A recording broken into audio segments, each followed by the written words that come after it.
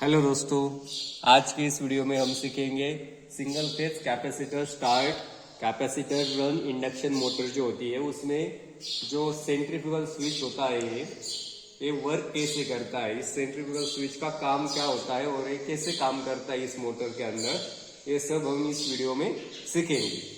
अगर आप चैनल पे नए हो तो चैनल को सब्सक्राइब कर दीजिए और वीडियो पसंद आए तो लाइक कर दीजिए। ठीक है, तो चलिए हम वीडियो शुरू करते हैं। तो ये देख सकते हो ये capacitor start capacitor run induction motor है। क्योंकि इसमें देख सकते हो आप 3 कैपेसिटर लगे हुए हैं।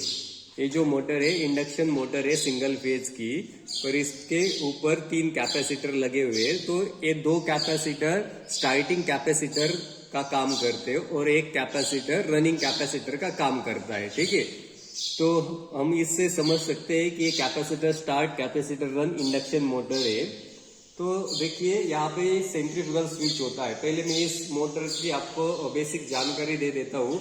इसको हम बॉडी बोलते हैं या फिर योक बोलते हैं, और इसके अंदर वाइंडिंग होती है। आप देख सकते हो इसके अंदर वाइंडिंग होती है। तो ये वाइंडिंग को हम ये जो एरिया होता है इसको स्टेटर वाइंडिंग बोलते हैं या फिर स्टेटर होता है, क्योंकि ये जो पार्ट है वो स्थिर रहता है, वो रोटेटिंग पार्ट नहीं होता, वो फिक्स रहता है, इसलिए इसे स्टेटर बोलते हैं। और ये देख सकते हो ये रोटर है। इसको क्यों रोटर बोलते हैं? क्योंकि ये घूमता है, ये रोटेटिंग पार्ट है, इसीलिए ये रोटर बोलते हैं इसको। तो ठीक है, तो सेंट्रीफ्यूगल स्विच का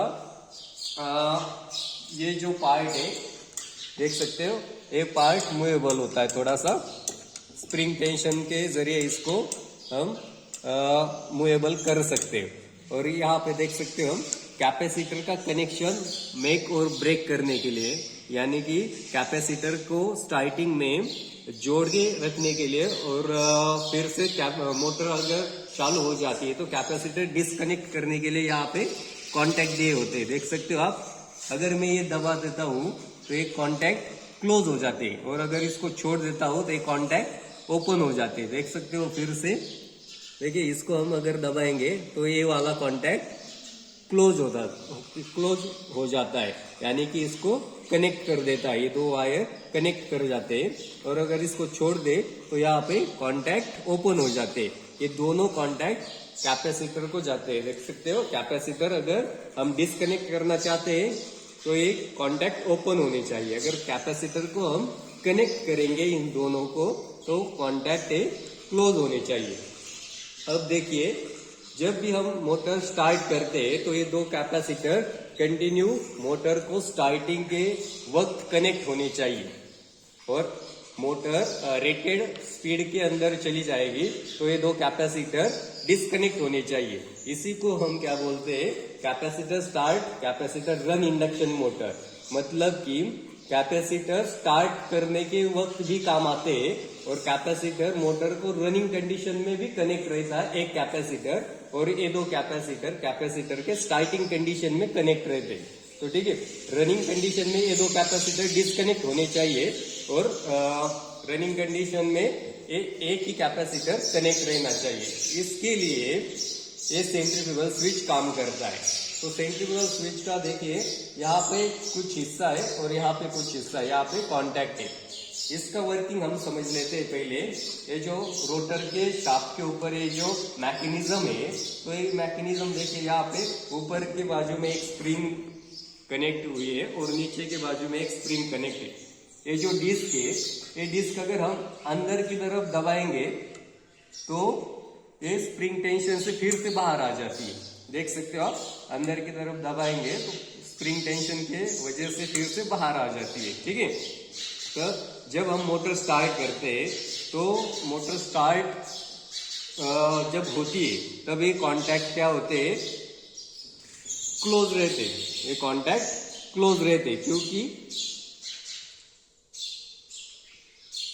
देख सकते हो आप, जब हम मोटर को ऑफ कंडीशन में रखते हैं, जब मोटर चालू नहीं है तब ये क्या होता है, ये वाली डिस्क होती है, ये वाली डिस्क ऊपर की तरफ रहती है। देखिए ऐसी अंदर नहीं रहती, ऊपर की तरफ रहती है। तो ये डिस्क ऊपर रहने से क्या होता है, ये कॉन्टैक्ट ऑलरेडी क्लोज रहते हैं। ऐसा इस डिस्क का प्रेशर इस कांटेक्ट पे पड़ता है और ये ऐसे ही दबा के हुए रहते हैं और यहाँ पे कॉन्टैक्ट क्लोज रहते।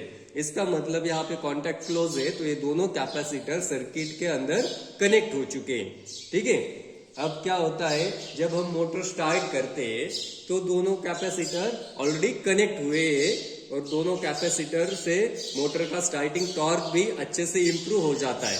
और अगर मोटर एक रेटेड स्पीड में जब घूमने लगती है तब क्या होता है कि यहाँ पे सेंट्रीफ्यूगल फोर्स क्रिएट होता है।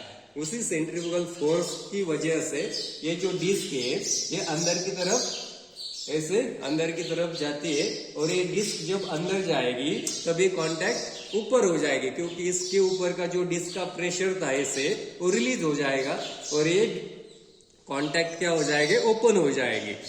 यानी कि क्या हो जाएगा, ये दोनों कैपेसिटर का कनेक्शन यहाँ पे डिस्कनेक्ट हो जाएगा। मतलब रनिंग कंडीशन में ये दोनों कैपेसिटर डिस्कनेक्ट रहेंगे और एक ही कैपेसिटर रनिंग कंडीशन में कनेक्ट रहेगा।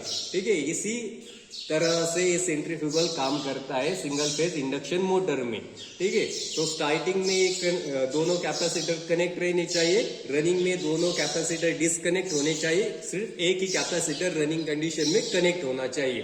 ये सब काम कौन करता है, ये सेंट्रीफ्यूगल स्विच ये काम करता है। ठीक है, तो आई होप आपको ये समझ में आ चुका होगा कि centrifugal switch single phase induction motor में कैसे काम करता है कैपेसिटर को कनेक्ट और डिस्कनेक्ट करने के लिए।